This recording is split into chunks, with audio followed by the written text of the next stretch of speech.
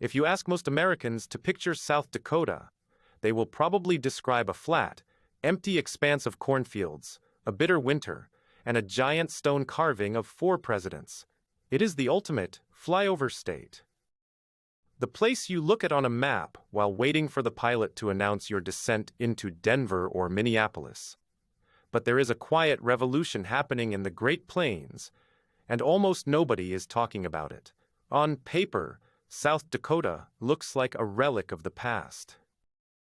In reality, it is quietly becoming one of the most dynamic, rapidly changing economic landscapes in the country.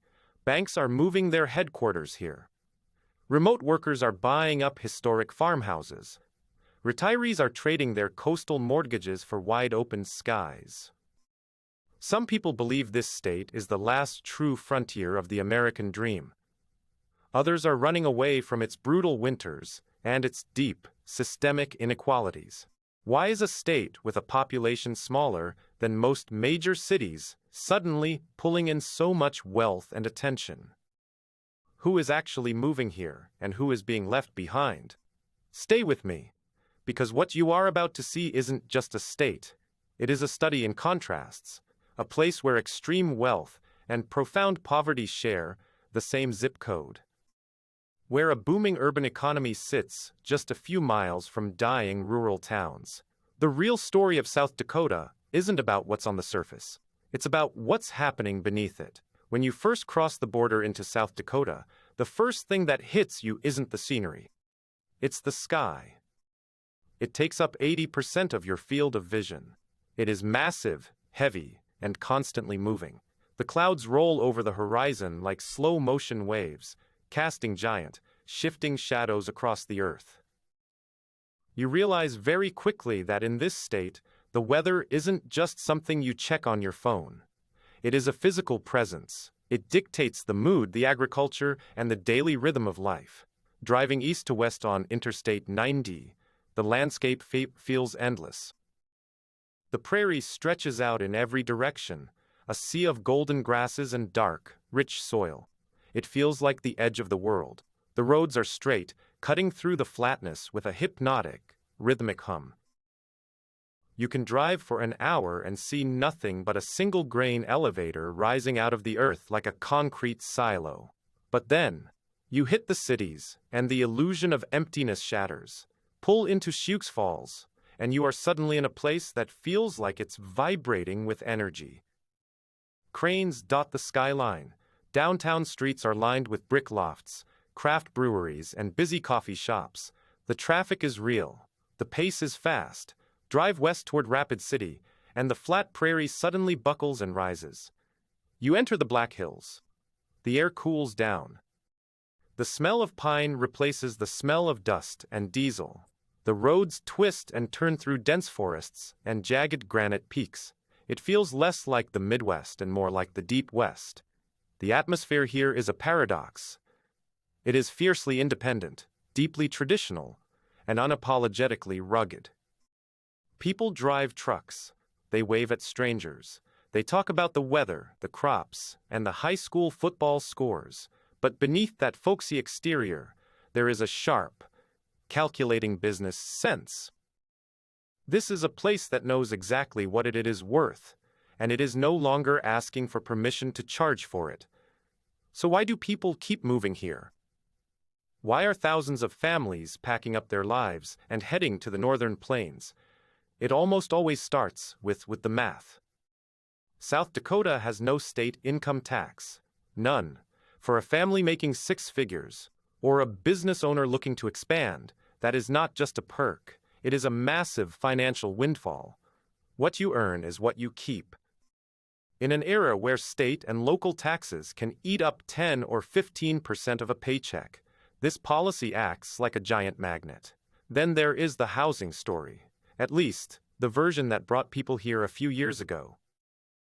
For a long time, South Dakota offered something that coastal America had completely lost: attainable home ownership. You could buy a solid, 3-bedroom house with a fenced yard in a safe neighborhood for the price of a used car in California. Retirees saw a chance to stretch their pensions. Young families saw a path to building equity instead of throwing money at a landlord. And the lifestyle, it is incredibly grounded. If you love the outdoors, this state is a playground. You can fish for walleye in the glacial lakes of the Northeast.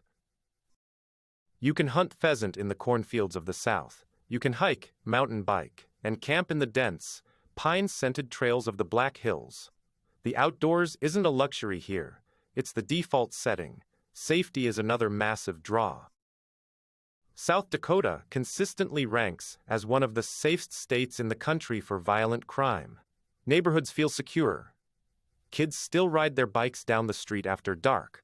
There is a deep, ingrained sense of community trust that feels almost forgotten in larger, more crowded states. Economically, the state has quietly diversified. It is no longer just about farming. Sioux Falls has become a massive financial hub, drawing credit card companies, wealth management firms, and fintech startups. Healthcare is a major employer. The tourism industry in the West brings in millions of dollars every summer. On the surface, South Dakota feels like a breath of fresh air. It feels like a place where hard work still pays off, where the cost of living doesn't keep you awake at night, and where you can actually afford to live the life you are working for. But freedom and affordability always have a second side. And in South Dakota, that second side is getting harder to ignore. Because while the cities are booming, something else is happening in the shadows. Prices are rising fast. The housing market that used to be the state's biggest selling point is starting to crack under the pressure of new money. In hotspots like Sioux Falls and Rapid City, home prices have surged dramatically over the last few years. What used to be a $200,000 starter home is now pushing $350,000 or more. Rent has followed the exact same trajectory. For locals who have been here for generations, working in service, education, or retail, the math is no longer working. They are being quietly pushed to the edges of town, or out of the state entirely. And then there is the rural exodus. While the cities grow, the small towns are fading. Drive through the eastern or central parts of the state, and you will see main streets with boarded-up windows. The local diner is closed. The hardware store is gone. The hospital has shut down its maternity ward, forcing pregnant women to drive an hour to deliver their babies. The young people leave for college and never come back. The population ages. The tax base shrinks. It is a slow, quiet death for communities that have been here for a century. But the hidden side of South Dakota isn't just about economics. It's about the weather, and it's about the deep, systemic divides that the brochures don't show you. The winter here is not a season. It is an adversary. The wind chill can drop to 40 or 50 below zero. Blizzards can shut down the entire state for days, burying highways and freezing livestock in the fields. The isolation of a South Dakota winter is profound. It tests your mental health, your infrastructure, and your willpower. If you are not prepared for it, it will break you. And beneath all of this is a quiet, painful tension. South Dakota is home to some of the wealthiest people in the country, thanks to its trust laws and financial sector. But it is also home to some of the deepest, most entrenched poverty in the United States. The Native American reservations, particularly Pine Ridge, face life expectancies, unemployment rates, and poverty levels that rival developing nations. The contrast between the gleaming glass towers of downtown Sioux Falls and the crumbling homes on the reservation just a few hours away is a stark, uncomfortable reminder that the state's prosperity is not shared equally. South Dakota is becoming a magnet for two very different groups. Those seeking wealth, space, and financial freedom, and those who are simply trying to survive the economic and geographic realities of the land. That combination creates pressure, and pressure changes places. To understand South Dakota, you cannot just look at the map, you have to drive it. You have to feel the shifts in the soil and the culture. Start in Sioux Falls. It is the undeniable powerhouse of the state. Built around a literal waterfall in the middle of the city, it is a place of constant motion. The downtown area has been transformed into a vibrant, walkable district filled with restaurants, art galleries, and tech offices. The suburbs are sprawling outward, swallowing up former farmland. It feels like a mid-sized city with big city ambition. But just a few miles outside the city limits, you hit the agricultural reality.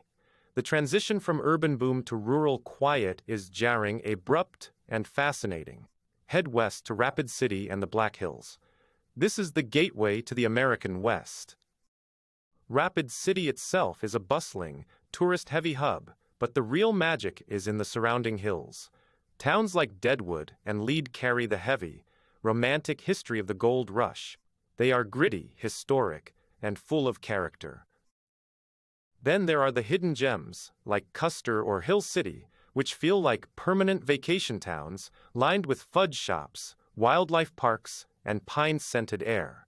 It is a region built on tourism, and it thrives on the beauty of its landscape. Now, go south to the Badlands. This is where the earth looks like it was torn apart. The landscape is alien.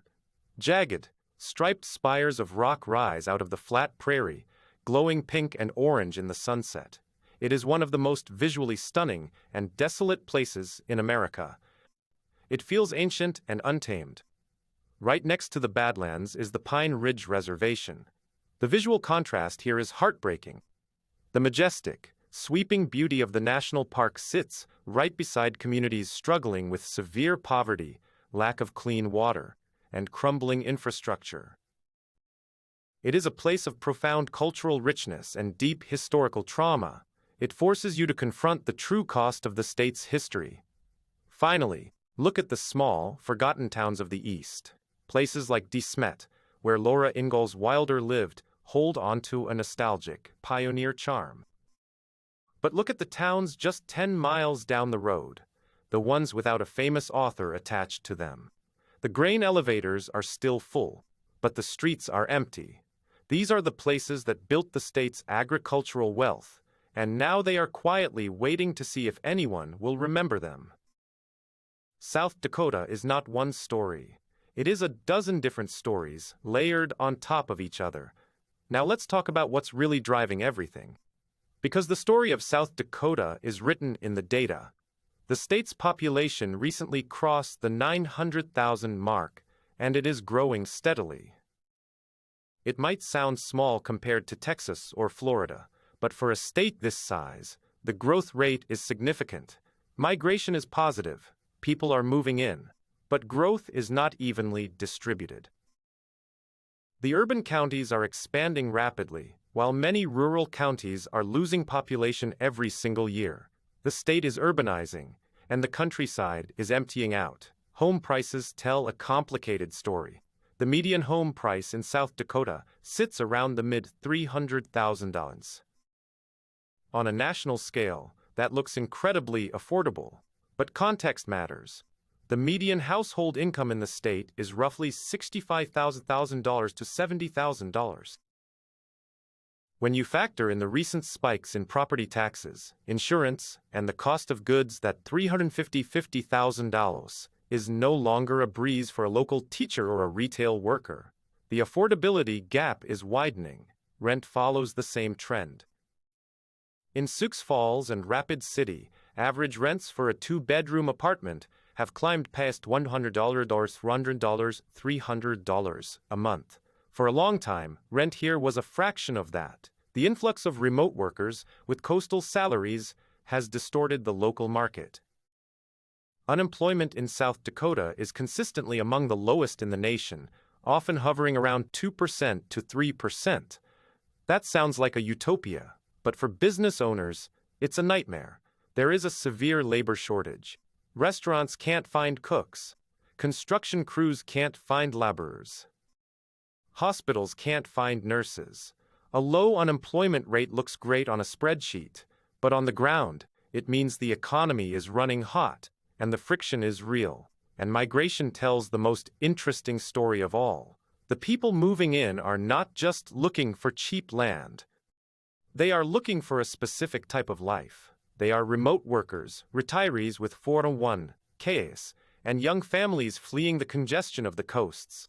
They bring money, but they also bring expectations. They want good coffee, high-speed internet, and craft beer. They are changing the cultural and economic fabric of the state, for better or worse. So where is South Dakota heading? The answer depends entirely on where you are standing. In the cities, the trajectory is clear: continued growth, continued development, and continued upward pressure on housing and infrastructure. Sioux Falls is actively planning for a future where it might push past 250,000 or 300,000 residents. Rapid City is expanding its footprint into the hills. The state is becoming a regional economic powerhouse. But this urban growth comes with a cost. The infrastructure is straining. Roads need widening. Schools need building. The very things that made the cities attractive are being tested by the sheer volume of new arrivals. Rural South Dakota faces a much harder future. Some towns will survive by reinventing themselves, perhaps becoming bedroom communities for the cities, or leveraging high-speed internet to attract remote workers. But many will continue to fade. The consolidation of agriculture means fewer people are needed to work the land. The closure of rural hospitals and schools makes these towns less viable for young families. The state will have to figure out how to support these communities, or accept that they will eventually return to the prairie. And then there is the environmental reality. South Dakota sits on top of the Ogallala Aquifer, one of the largest underground water sources in the world. It is the lifeblood of the state's agriculture. But it is being drained faster than it can recharge. Water rights, drought cycles, and climate variability will play a massive role in the state's future. The land is generous, but it is not infinite. The deeper question is about identity. Can South Dakota maintain its rugged, independent, small-town soul while absorbing the wealth and culture of the modern American economy? Or does growth eventually price out the very people who built its communities and define its character? Every migration wave changes a place. South Dakota is experiencing a shift that is altering its demographic and economic landscape faster than at any point in its modern history. That always leaves a mark. South Dakota is not a simple success story. It is not a simple tragedy, either. It is something much more complex. It is a state of constant arrival and constant departure. A place where the sky is big enough to hold all your dreams, but the winter is cold enough to freeze them in place. A place where a booming financial sector sits just a few miles from a forgotten rural town. For some, South Dakota is the last great refuge of the American middle class. A place where you can still buy a home, raise a family, and keep what you earn. For others, it is a place of stark contrasts, where the prosperity of the few highlights the struggles of the many. For many, it is both at the same time. And maybe that's the real story. Not whether South Dakota is good or bad, but whether it can continue to balance the weight of its own growth. So the question is not just about South Dakota. The question is about what you are looking for. Would you move here? Could you handle the wind, the isolation, and the brutal winters in exchange for the space, the safety, and the financial freedom? Or would you watch it change from somewhere else? And more importantly, when the last of the open land is paved over, and the last of the small towns fades into the grass, will South Dakota still be the place it promised to be?